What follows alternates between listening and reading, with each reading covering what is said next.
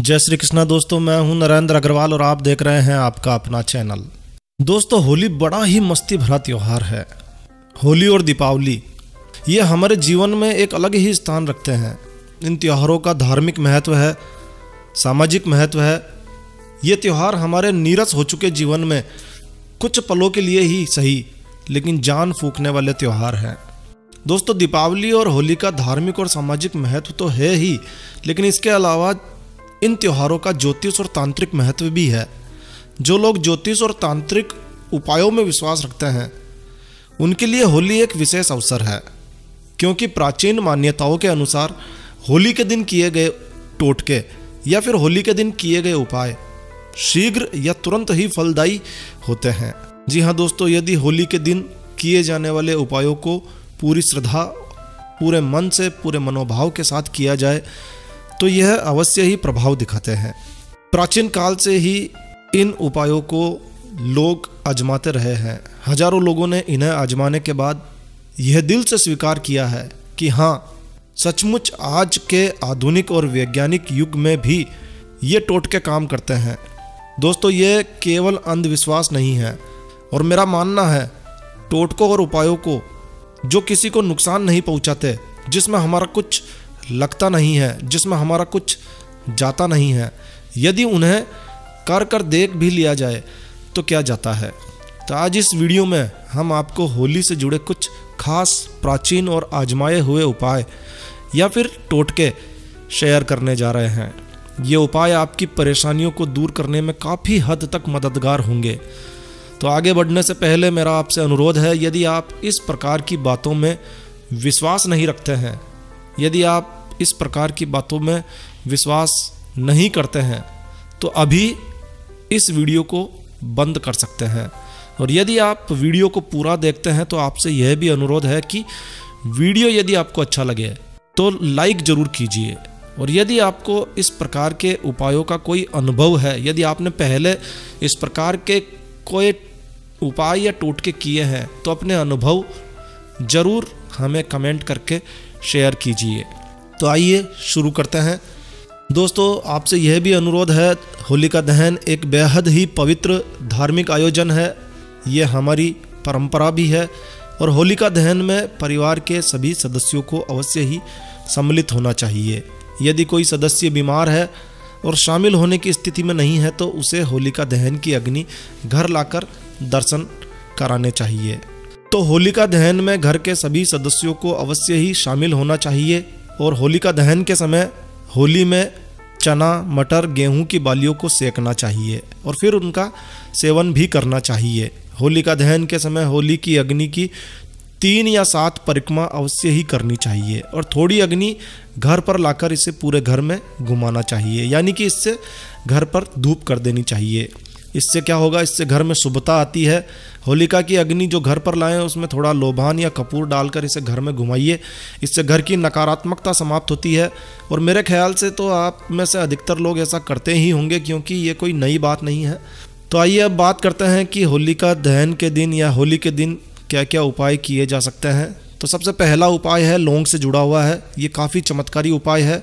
सामान्यतः होलिका दहन संध्या काल के समय ही होता है और इस बार होलिका दहन का शुभ समय यानी कि वर्ष 2019 में होलिका दहन का शुभ समय या मुहूर्त जिसे आप कह सकते हैं 8:58 संध्या काल या रात्रि काल में शुरू होता है और 12:23 तक का समय है।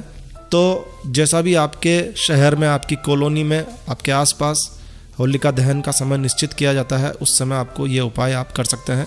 तो होलिका दहन वाले दिन सुबह ही आपको एक काम करना है। इसके लिए आपको 2 लौंग लेने हैं। एकदम साबुत लौंग होने चाहिए, अखंडित लौंग होने चाहिए।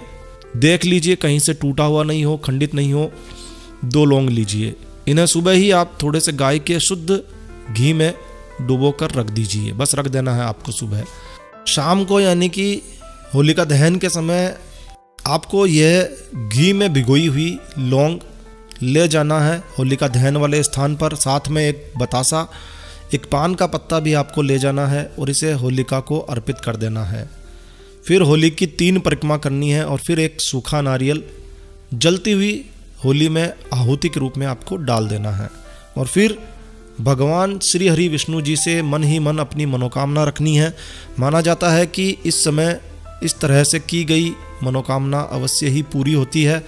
और दोस्तों अगला उपाय होलिका दहन वाले दिन सुबह ही आपको करना है। इसके लिए आपको एक साबुत पान चाहिए, एक साबुत सुपारी चाहिए और एक साबुत हल्दी की गांठ चाहिए।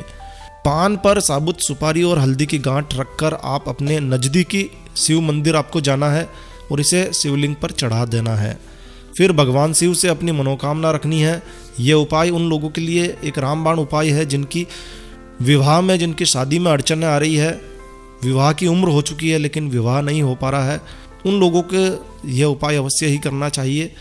तो एक साबुत पान पर साबुत सुपारी और साबुत हल्दी की गांठ शिव जी को अर्पित कीजिए, शिवलिंग पर अर्पित कीजिए और फिर वहाँ पर आपको अपने जीवन साथी के लिए, योग्य जीवन साथी के लिए आप प्रार्थना कर सकते हैं या फिर अपनी मनोकामना रख सकते हैं और फिर प्रणाम करके बगैर पीछे मुड़े देखे आपको लौट आना है।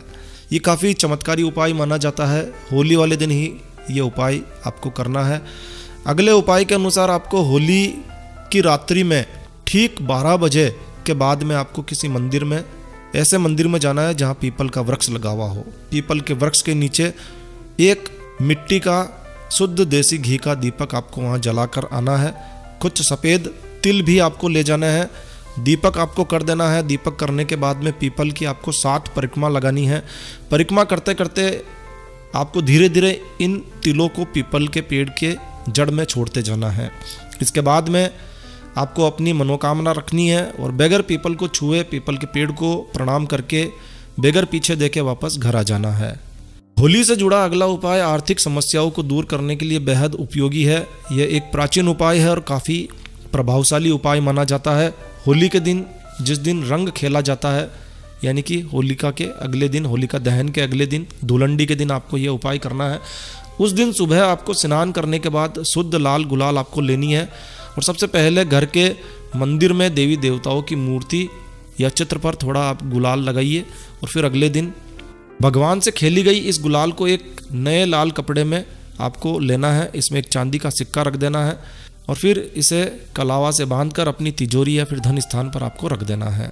इससे आर्थिक परेशानियां दूर होने लगती है, धन लाभ होता है, धन प्राप्ति के रास्ते खुलने लगते हैं। यदि आपके पास धन आता है लेकिन रुकता नहीं है तो धन आपका रुकने भी लगता है। तो ये भी काफ़ी चमत्कारी उपाय माना जाता है। दोस्तों होली प्रेम और सौहार्द का त्यौहार माना जाता है।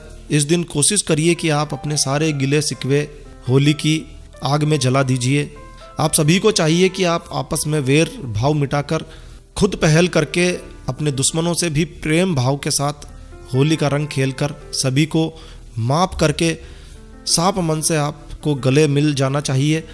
ऐसी मान्यता है कि इस दिन पहल करके शत्रुता भुलाने से आपके शत्रु आपसे पराजित होते रहते हैं। तो कोशिश कीजिए, मन को बड़ा कीजिए और इस बार अपने किसी ऐसे व्यक्ति से जिनसे आपकी अनबन हो गई है, कटुता मिटाकर साफ मन से गले मिल जाइए। तो आगे बढ़ते हैं अगले उपाय की ओर। यदि आपको लगता है कि आप पूरे मन से व्यापार कर रहे हैं, लाख कोशिशों के बाद भी आपका व्यापार बढ़ नहीं पा रहा है, तो आपके लिए यह उपाय काफ़ी उपयोगी साबित होने वाला है।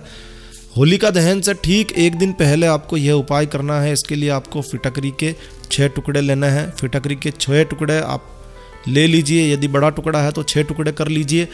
होलिका दहन से ठीक एक दिन पहले इन्हें आपको अपनी दुकान या कार्यस्थल पर छोड़ देना है। आपको ऐसी जगह पर रख देना है जहाँ पर किसी की नज़र ना पड़े। और फिर अगले दिन यानी कि होलिका दहन वाले दिन आपको होलिका दहन के समय इन टुकड़ों को ले जाना है अपने साथ में।